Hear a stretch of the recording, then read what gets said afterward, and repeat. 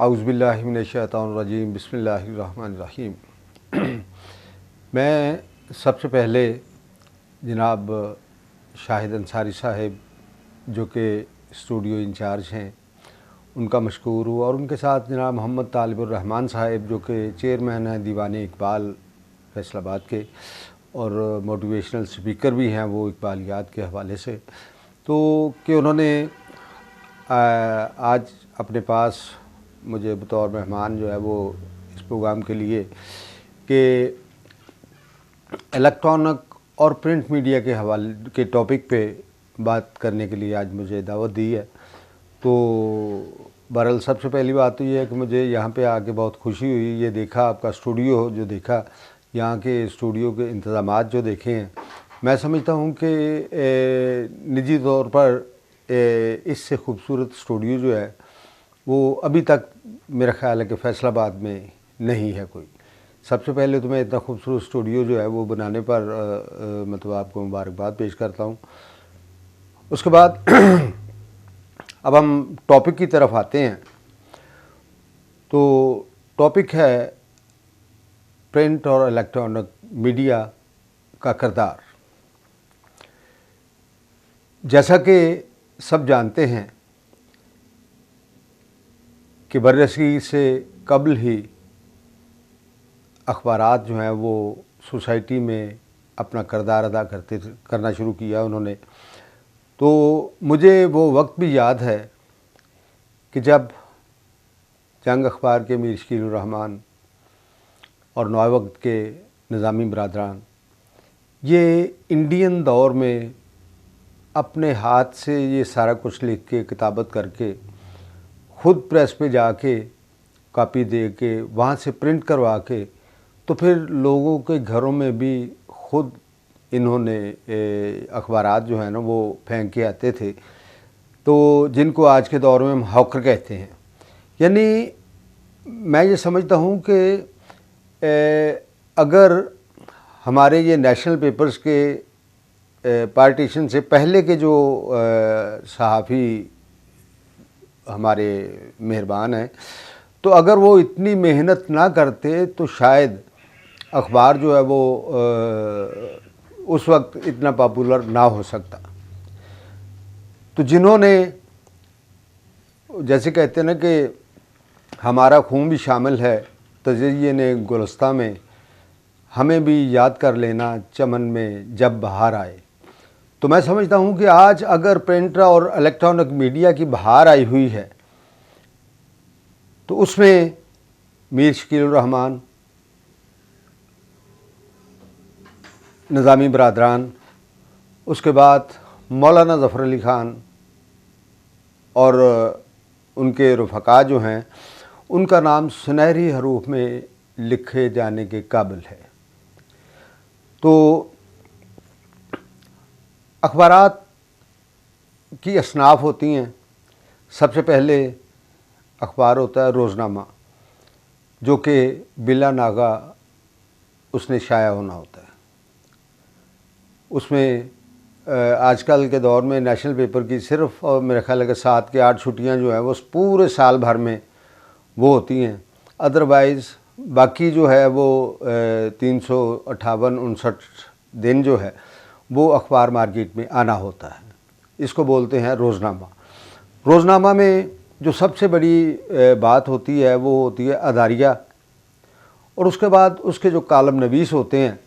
تو وہ اس کی شناخت ہوتے ہیں۔ بعض اخبارات تو ایسے ہوتے ہیں کہ قاری جو ہے وہ اس کے کالمسٹ کے کالم کا انتظار کرتا ہوتا ہے۔ بعض قاری ایسے ہیں کہ اخبارات کے اداریے کا انتظار کرتے ہیں، کیونکہ اداریے میں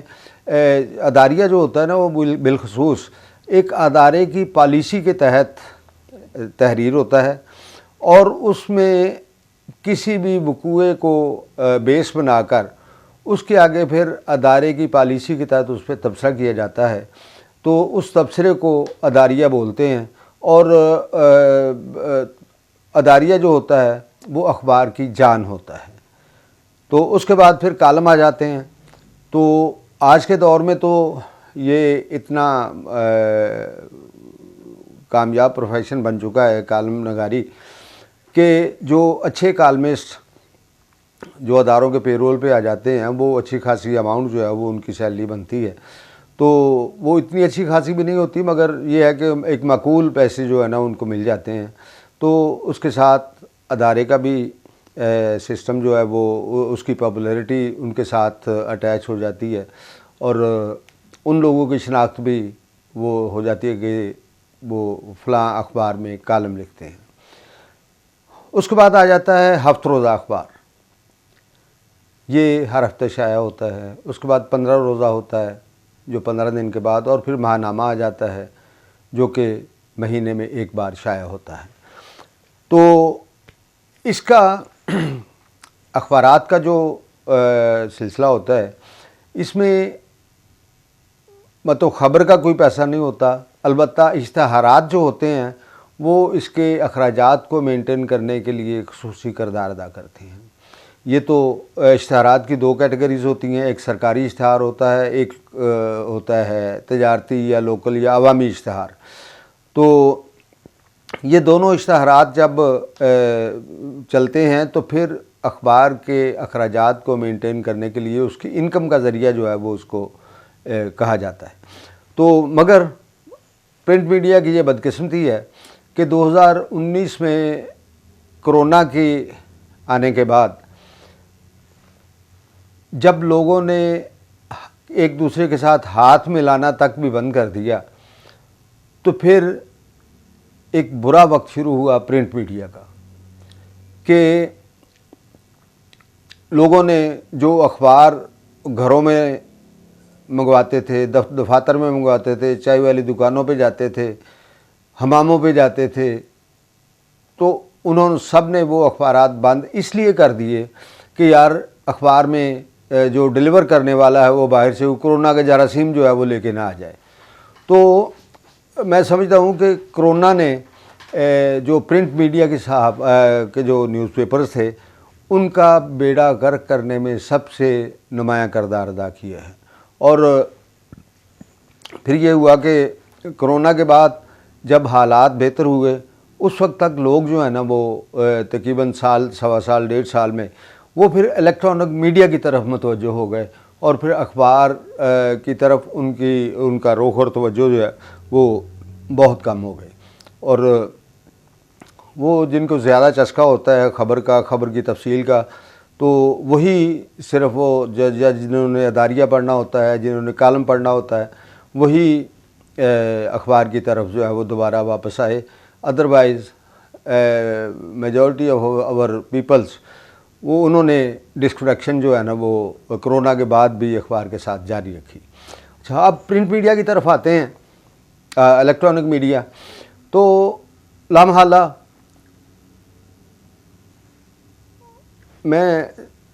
جب کمپیوٹر فیصل آباد میں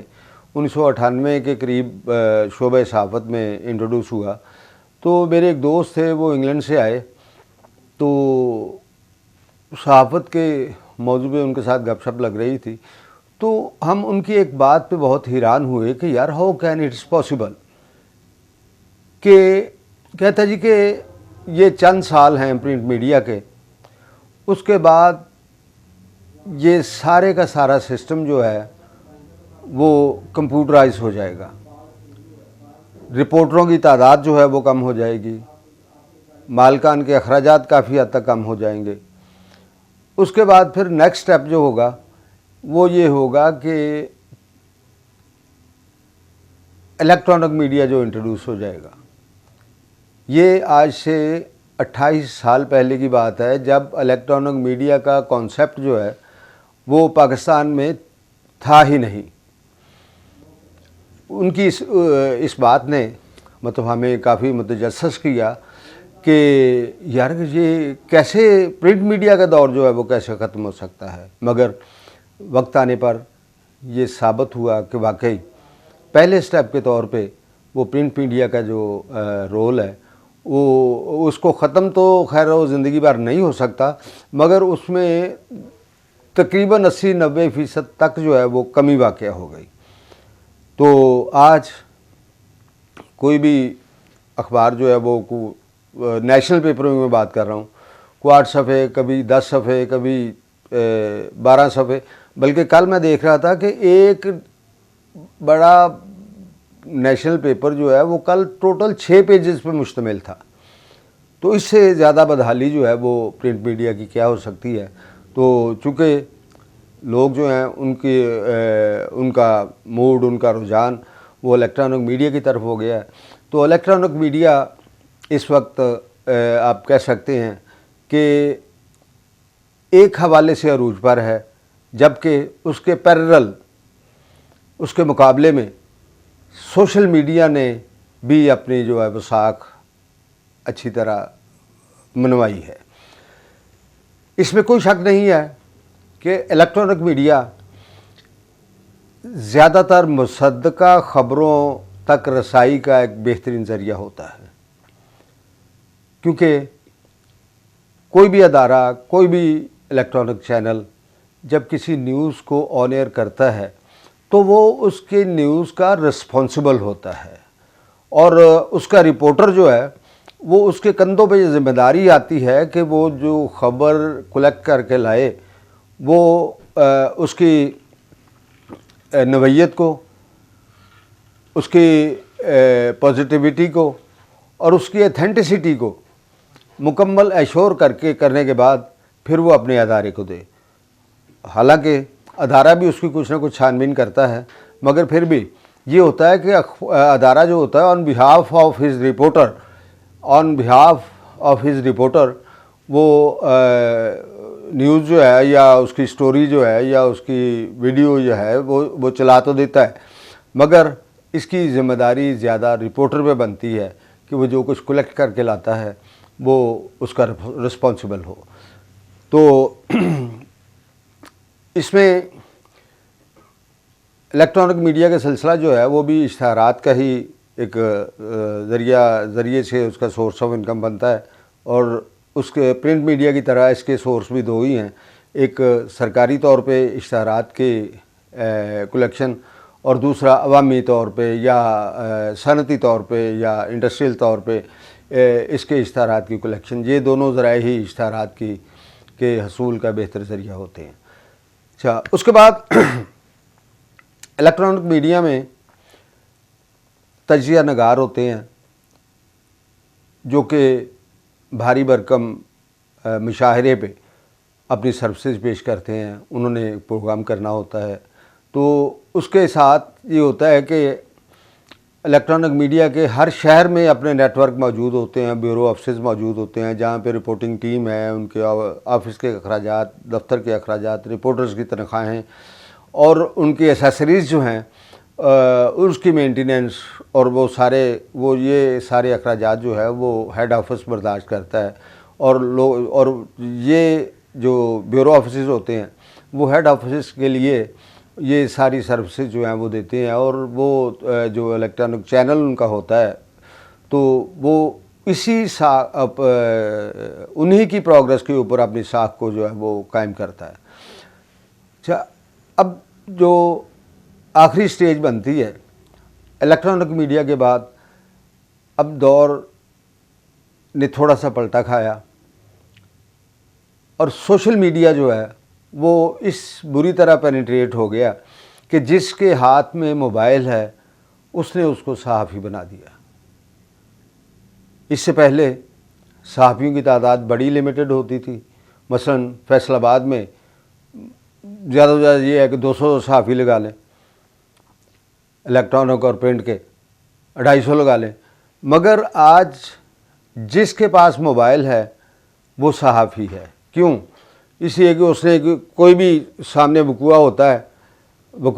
ہے تو اس نے ویڈیو بنانی ہے،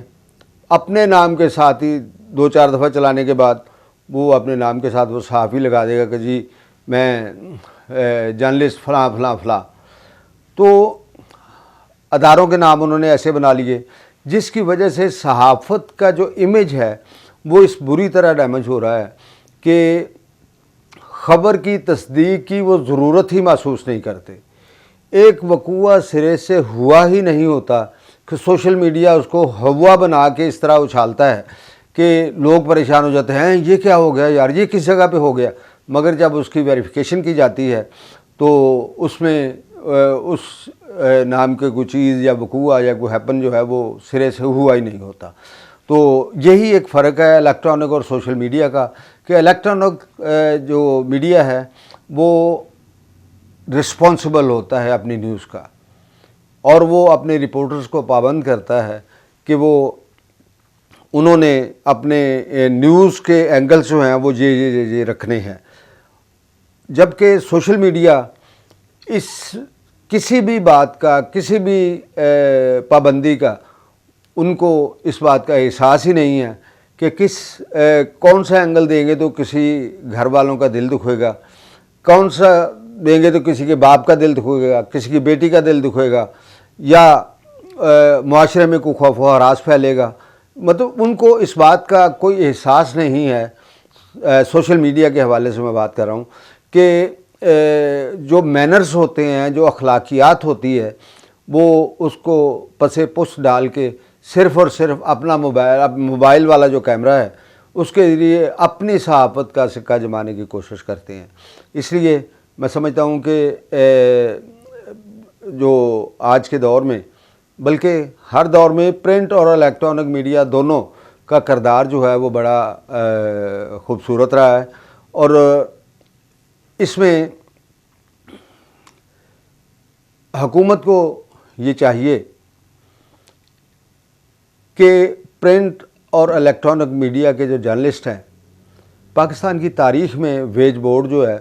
وہ میرے خیال سے شاید ایک یا دو بار اس کا اجرا ہوا، اس کے بعد سے لے کے اب تک ویج بورڈ کا نفاذ نہیں ہو سکا،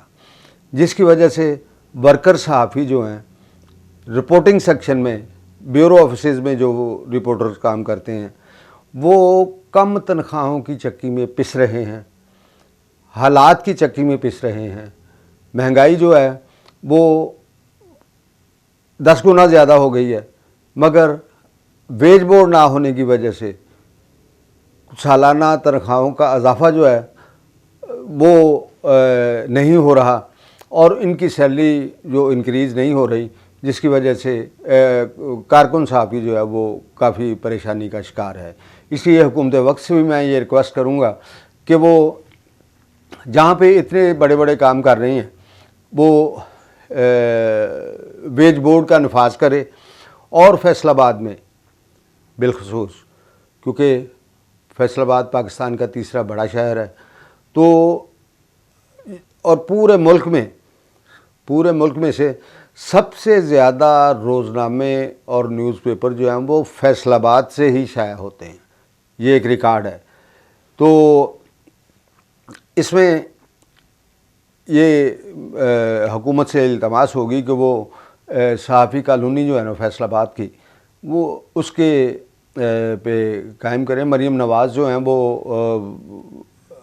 پنجاب کی حد تک بہت خوبصورت انیشیٹو جو ہیں وہ لے رہی ہیں، بڑے انقلابی اقدامات ہیں ان کے، بڑے امپریسو ان کے ورک ہیں۔ تو انہی میں اگر کچھ کمی ہے تو وہ صحافی کالونی کے کام کی آرڈر کی کمی ہے۔ میں خواہش رکھتا ہوں، فیصل آباد کی صحافی برادری یہ خواہش رکھتی ہے کہ مریم نواز جہاں پہ اتنے بڑے بڑے کام کر رہی ہے، وہاں پہ ایک جو تمغہ جو ہے وہ فیصل آباد کی صحافی کالونی کا، وہ بھی اپنے گلے میں لٹکائیں۔ فیصل آباد کی صحافی برادری آپ کی مشکور ہوگی۔